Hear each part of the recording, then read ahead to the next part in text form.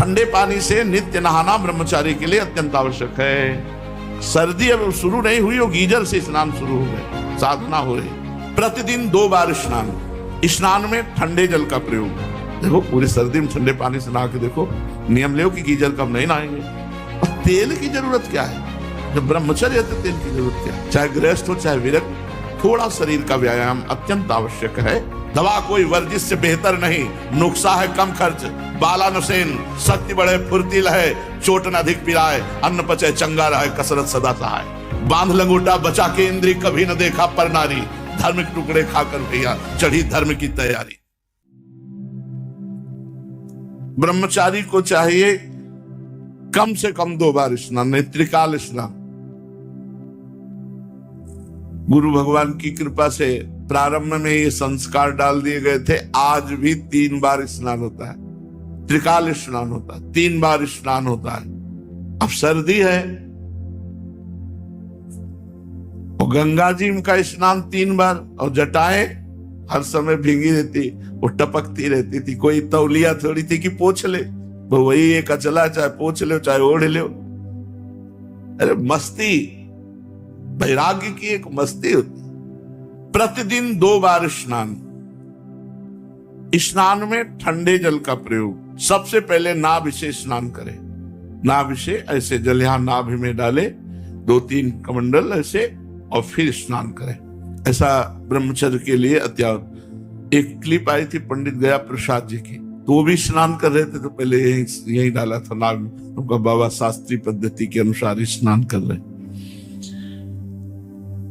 साबुन, सोडा, ये जो फैक्ट्रियों में बनते हैं, इनसे शरीर साफ करने की जरूरत नहीं है। यदि आप तेल नहीं लगाओगे तो रोज रज लगती शरीर। कहीं ऐसा नहीं कि मैल जमा मिले, नहीं, मैल तभी जमेगा जब आप तेल लगाओगे, फुलेल लगाओगे, और फिर वो जम जाएगा। फिर साबुन की क्या जरूरत है? अगर जटा साफ करनी है, जैसे रीठा है, ऐसे पवित्र चीजें हैं, इनसे साफ कर लो। या भाई कोई पवित्र आती हो ऐसे पदार्थ, तो भाई साफ कर। अब महाकुआ साबुन लगा के ब्रह्मचारी, रजोगुण चढ़ेगा, काम भावना जागृत होगी, भजन। अरे इससे राग हटाना है भाई, इससे राग हटाना है। त्वचा स्वयं साफ रहेगी यदि आप तेल मालिश नहीं करते। और तेल की जरूरत क्या है? जब ब्रह्मचर्य है तो तेल की जरूरत क्या है? ठंडे पानी से नित्य नहाना ब्रह्मचारी के लिए अत्यंत आवश्यक है। सर्दी अब शुरू नहीं हुई, वो गीजर से स्नान शुरू हो गए, साधना हो रही। अगर नदी प्रवाह में स्नान किया जाए तो और उत्तम है। और यह घोर अंधेरे में, जहां बिजली नहीं कुछ नहीं, वहां गंगा जी में 3 बजे जाके खड़े हो गए, 4 बजे तक खड़े रहे, शरीर कांप रहा है, बस मंत्र जाप करते हुए मस्ती से बाहर निकले। स्नान भोजन के पहले और भोजन के 3 घंटे बाद। भोजन के बाद तुरंत कभी स्नान न करे, या ना स्नान करके तुरंत भोजन में न बैठे। इन सब से ब्रह्मचर्य पुष्ट होता है। तुरंत भोजन करने से किया, नहा के तुरंत, और या भोजन के बाद तुरंत स्नान किया, इससे ब्रह्मचर्य पर फर्क पड़ता है। पित्त बढ़ जाता है और ब्रह्मचर्य की हानि होती है। रोगी, दुर्बल, नाजुक यदि पहले से आपका शरीर है तो फिर गुनगुना पानी कर लीजिए।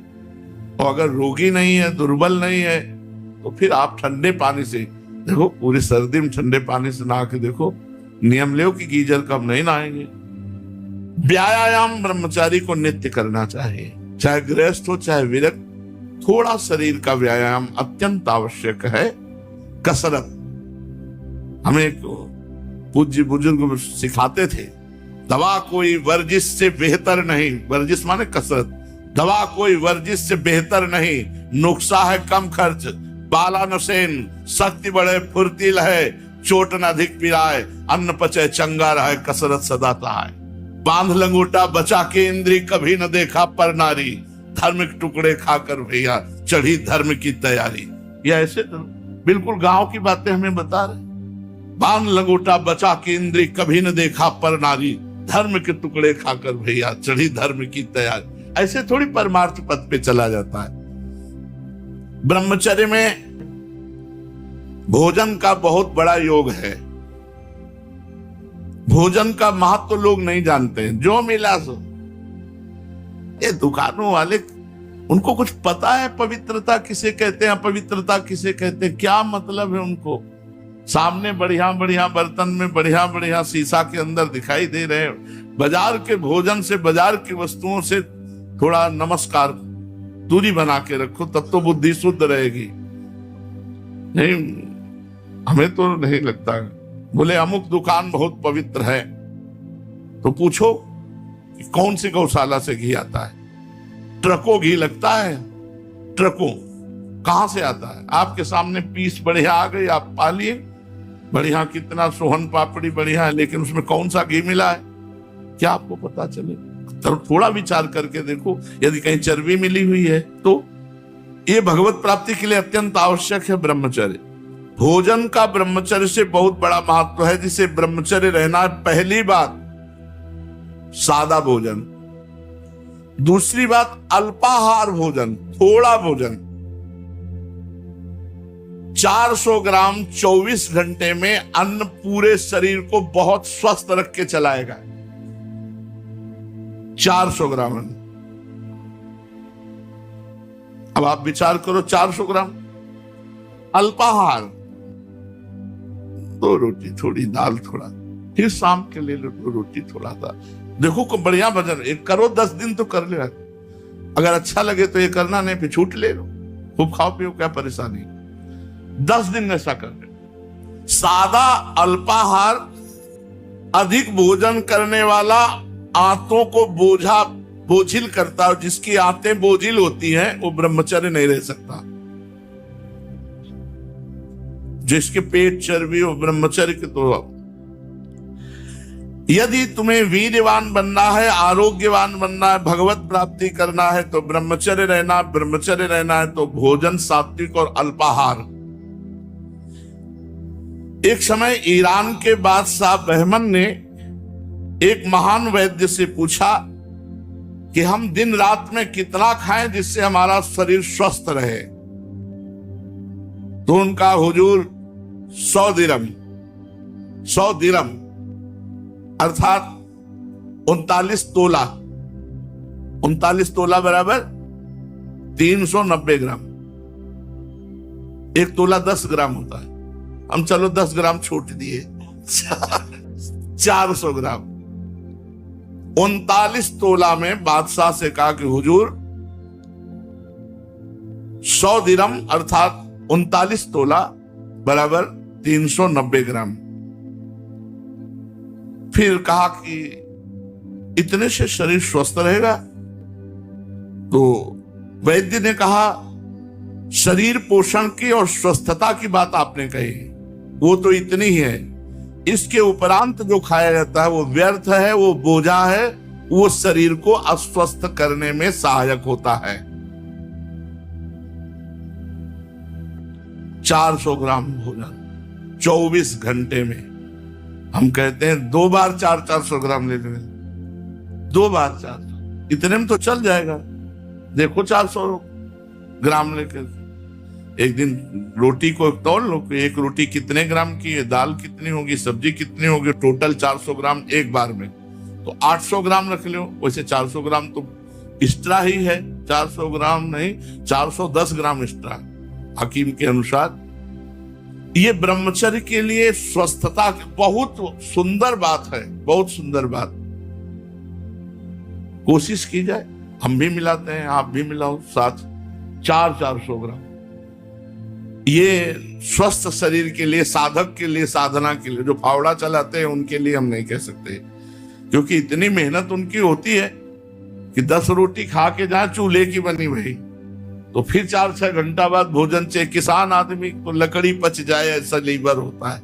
हमने कभी शुगर नहीं सुना किसान आदमी को। ढेर सारा गुड़ इस समय जैसे चल रही फसल, गन्ने का रस 5-5 लीटर दही डाल के पी गए 2-4 भेली गुड़ खा कुछ शुगर पुगर नहीं। ये शुगर होती है जो ऐसे गंदे आचरण और ज्यादा मेहनत नहीं होती, और ये सब शक्कर ज्यादा पाई जाती। गुड़ शुद्ध चीज है जो सीधे बनती है, अब तो उसमें भी मिलावट करने लगे।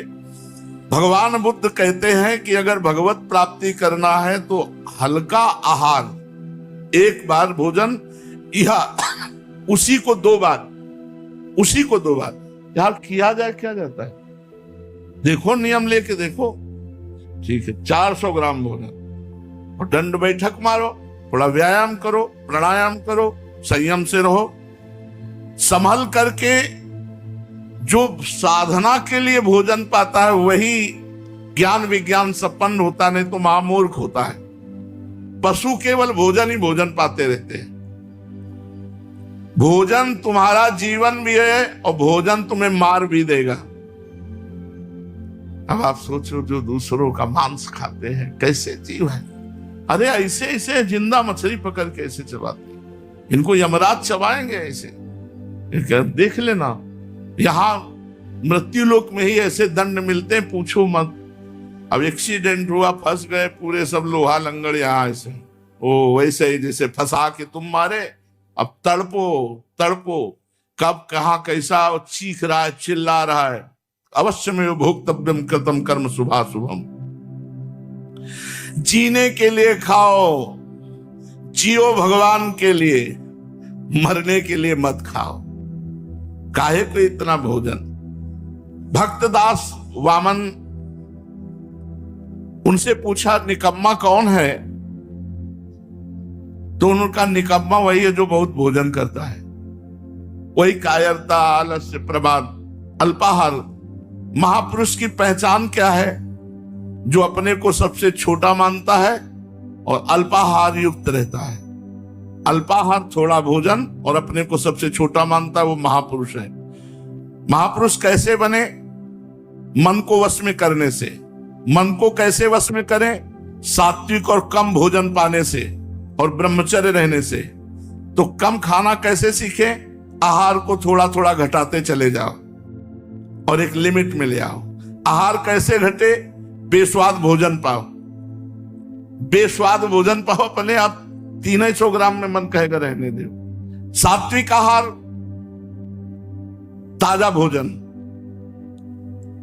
रसयुक्त भोजन, हल्का भोजन, मधुर भोजन, जैसे गेहूं की रोटी, चावल या जौ की रोटी या मूंग और अरहर की दाल, थोड़ा दूध, कम मात्रा में घी, थोड़ा मीठा, सेंधा नमक, ये सात्विक आहार। इतने राजस गर्मा गर्म कड़ुआ, किसी किसी को देखा मतलब ऐसे निकला मुंह में डाल लिया, वो ये सब राजसिक। अत्यंत कड़ुआ, अत्यंत गरम, अत्यंत नमकीन, अधिक मीठा, रूखा, चटपटा, खट्टा, तैलयुक्त, दोषयुक्त, गरिष्ठ, पूड़ी, कचौड़ी, मालपुआ, खट्टा, लाल मिर्च, तेल, हींग, प्याज, लहसुन, गाजर, उर्द, सरसों, मसाला, मसूर। और फिर ये तो सब त्याजी है, मांस, मछली, कछुआ, अंडा, शराब, चाय, काफी, ये तो सब। अगर राजसी आहार करोगे तो मन चंचल, कामी, क्रोधी, लालची और पाप कराएगा। ये राजसी आहार है, इसको छोड़ देना चाहिए। अगर गरम रोटी आई है तो उसको ऐसे टुकड़े कर दो जिससे उसकी धुआं निकल जाए। धुआं निकलने के बाद ही पाओ, यानी गर्मा गर्म धुआं, वो आपके लिए हानिकारक होगी, भजन में बाधक होगी। कड़ुआ नहीं, तीखा नहीं, अधिक नमकीन नहीं, अत्यंत मीठा नहीं, रूखा नहीं, चटपटा नहीं, खट्टा नहीं, तैलयुक्त नहीं, दोषयुक्त नहीं, गरिष्ठ नहीं, पूड़ी, कचौड़ी, मालपुआ, ये सब नहीं। बोले तो खा क्या पाना है? तो ऊपर बताया ना, मूंग की दाल, अरहर की दाल, गेहूं की रोटी, जौ की रोटी, थोड़ा चावल, हल्का थोड़ा मीठा, आधा चम्मच बोलते बहुत घी में छोंक लो दाल। ये ऐसा रोज पाना है ना, और ब्रह्मचर्य से रहना है। तामसिक आहार, ये अगर सतोगुणी और राजसी भोजन अधिक मात्रा में पा लिया जाए तो वो भी तमोगुण हो जाता है। बासी अन्न, रसहीन, दुर्गंध युक्त, प्याज, लहसुन, घृणित, निंदनीय, अपवित्र विचार से बनाया हुआ, अपवित्र पात्रों में बनाया हुआ, ये दुखी, बुद्धिहीन, क्रोधी, लालची, आलसी, दरिद्र, अधर्मी, पापी, अल्पायु बना करके नरकगामी कराता है तामसिक भोजन। इसलिए सात्विक भोजन पाओ, कम भोजन पाओ, ब्रह्मचर्य से रहो और भगवान का निरंतर नाम जप करो।